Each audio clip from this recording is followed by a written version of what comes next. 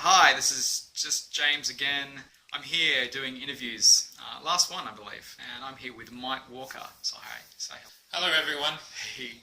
Okay, so first things, tell me and the listeners exactly what a tabletop RPG game is.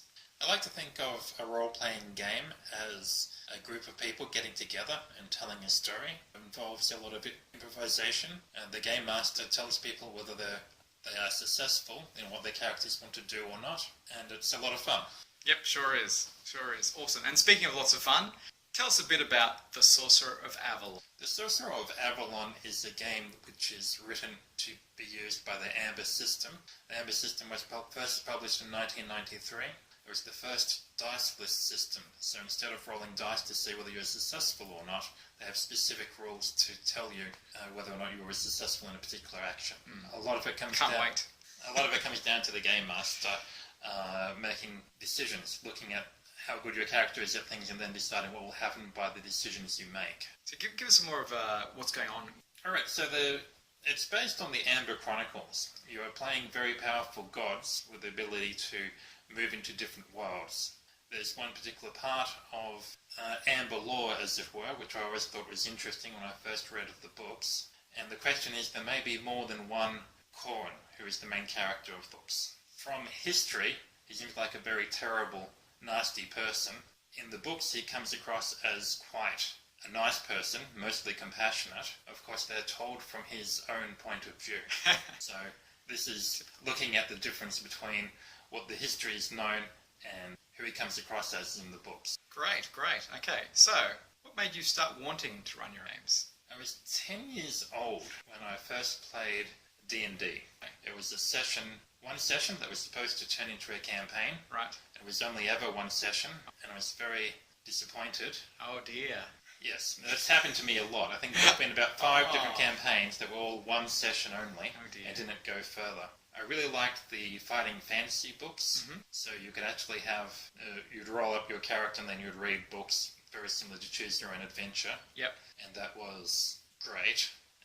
They produced a role-playing system using very simple rules, and so I started to run that for a while. When I was 17, I discovered Teenage Mutant Ninja Turtles. It was the first role-playing system I actually became a GM for. Wonderful. And that concentrated on longer campaigns, on character development. Radical. And I came up with the idea that I would, for every session, I would write a newspaper. So it'd be like 5 articles in this particular newspaper. And I had the whole idea of creating an entire world through the newspaper. And this worked out really well. And what was next? And then that was written by Eric Woodchick, who also wrote Amber. So I moved from Teenage Mutant Ninja Turtles, then I found Amber, and I really liked the Amber system as well. And you still like I still like it. I've been running it for 20 years. Wow. Yeah. Serious system game there. So how do you feel how important these sort of non-mainstream role-playing systems help you grow to run games? I think Amber's very good. It's a bit different from many games in that you don't use dice. It concentrates very much on characters and character choices. Good. So rather than having the dice determine what happens, it's very much a collaboration between the GM controlling the non-player characters in the game and the players' choices as player characters. In general, I like less of the mainstream games, like Amber. When I first started playing in role-playing conventions in Canberra, there were a lot of excellent systemless games. So not only did they not have dice, they had no system at all. No system at all, wow. And they were very emotionally intense games. What are the systems or other games that really inspired you? The games that inspired me the most have been systemless games. There was one particular game that I loved, which was written by Liz Argel, which is 5 people mourning the death of their friend. Their friend had just committed suicide. Wow. And they were all gathered after the funeral discussing, why did he do this? Witness. It was a very powerful game. Had a huge impact on the kinds of games. Okay, well done, Liz. Sorcerer of Avalon is much lighter than that. Good. Well, depends what you're looking for. It's a different environment. Yeah, that's true. I'm trying to have fairly entry to high emotions, but some emotions. That's always good. That's part of the. Well, it's more about having a good time. Yeah. Finding out about a new system. Exactly, new stuff. So speaking of new stuff, how important are gaming conventions to Canberra? I think it's very important. I think Phenomenon creates a great community of people who really care about each other, who love the hobby. Yep. Other places like Adelaide that have no gaming convention also have very little role-playing going on. Really? Yes. Weird. So I think it's vital. Canberra used to have 2 role-playing conventions where there was a lot of role-playing happening. One was Phenomenon and the other one was CanCon. Not much role-playing happens at CanCon these days.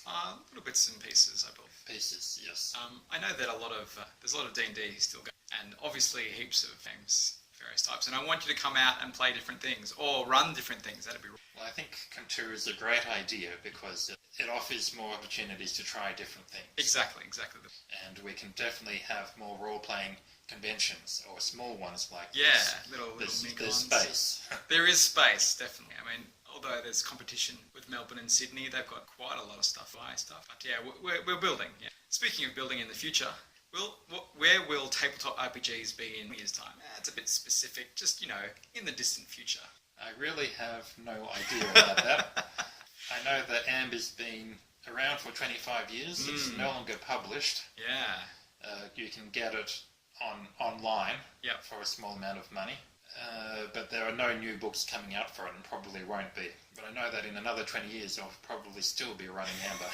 Fantastic.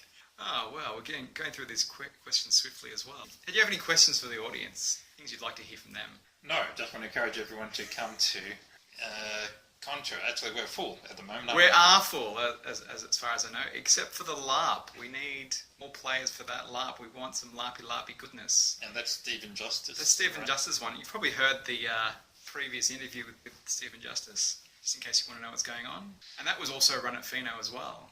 I didn't know very much about the system, Nobilis. Yeah, Nobilis, yeah, me neither.